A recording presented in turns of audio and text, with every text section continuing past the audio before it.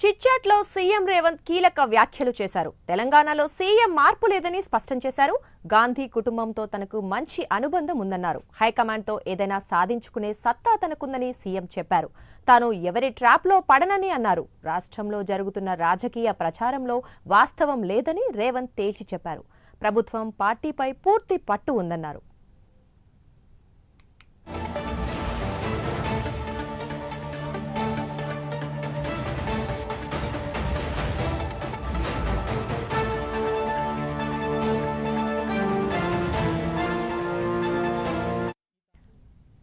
CM Revanth chit-chat గురించి మరిన్ని వివరాలు మా ప్రతినిధి అజీం అందిస్తారు. అజీం చెప్పండి.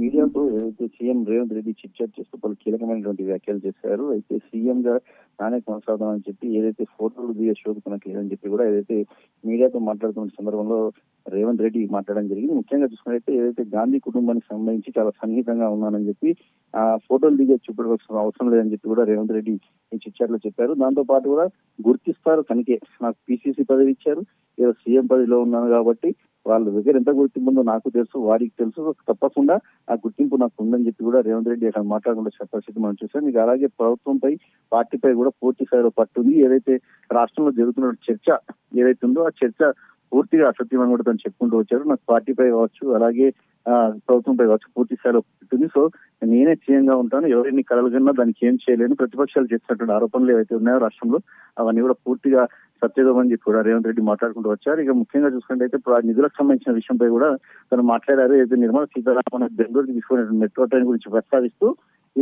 తెలంగాణ రాష్ట్రంలో కేంద్ర మంత్రి కిషన్ రెడ్డి ఉన్నారు, కానీ తోయలేకుండా ఉన్నారు. ఇక్కడ రావాల్సిన నిధులు కావచ్చు, ప్రాజెక్టుల విషయంలో కానీ ఇక్కడ కూడా కిషన్ రెడ్డి కావచ్చు, బండి సంజయ్ కావచ్చు, ఇద్దరు కూడా మాట్లాడిన పరిస్థితి నెలకొందని కూడా తను ఈ చిట్చాట్ లో చెప్పుకుంటూ వచ్చారు. సో ప్రధానంగా చూసుకుంటే సీఎం కి సంబంధించినటువంటి వ్యాఖ్యలే కొంత ప్రచారంగా మారాయని కూడా మనం చెప్పుకోవచ్చు. నేనే సీఎం ఉంటాను, ఎందుకంటే రాష్ట్రంలో సీఎం మార్పు ఉంటుంది. సో అధిష్టానం దగ్గర రేవంత్ రెడ్డికి పూర్తి స్థాయిలో పట్టు లేదు, అందుకే అపాయింట్మెంట్ దొరకట్లేదు, ఫోటోస్ అందుకే లోపలికి వెళ్ళిన ఫోటోస్ కూడా రావట్లేదు అని చెప్పి ఏదైతే కొంతమంది ప్రశ్నకు తను వ్యాఖ్యలు చేస్తూ ఖచ్చితంగా నేనే సీఎంగా కొనసాగుతున్నాను, ఆ గుర్తింపుని బట్టి పిసిసి సీఎం గా కూడా నాకు అధిష్టానం గౌరవం ఇచ్చింది కాబట్టి నేను కొనసాగుతున్నాను. సో నాకు ఎంత పట్టు ఉంది, ఏ పనులైనా నేను ప్రభుత్వం దగ్గర ఏదైతే అధిష్టానం దగ్గర చేయించుకొని రాగలుగుతాను. అలాగే ఇటీవల ఇచ్చినటువంటి ఎమ్మెల్సీకి సంబంధించిన విషయాన్ని కూడా తను ప్రస్తావన చేశారు. ఏదైతే ముగ్గురికి ఎమ్మెల్సీ ఇచ్చామో, సో ఎవరైతే ఎన్నికల్లో ఎమ్మెల్యే సీట్లు కోల్పోయారో, ఎవరైతే త్యాగాలు చేశారో, పార్టీ కోసం కష్టపడిన వారు ఉన్నారో వారికి పదవులు ఇచ్చుకుంటూ వస్తున్నాం. ఇందులో భాగంగానే శంకర్ నాయక్ కావచ్చు, అదంకి దగ్గర కావచ్చు, విజయశాంతి కావచ్చు, ముగ్గురికి కూడా పదవులు కేటాయించడం జరిగింది. రానున్న రోజుల్లో కూడా ఇది కంటిన్యూ అవుతుంది. ఎవరైతే పార్టీ కోసం త్యాగం చేసిన వారు ఉన్నారో, పార్టీ కోసం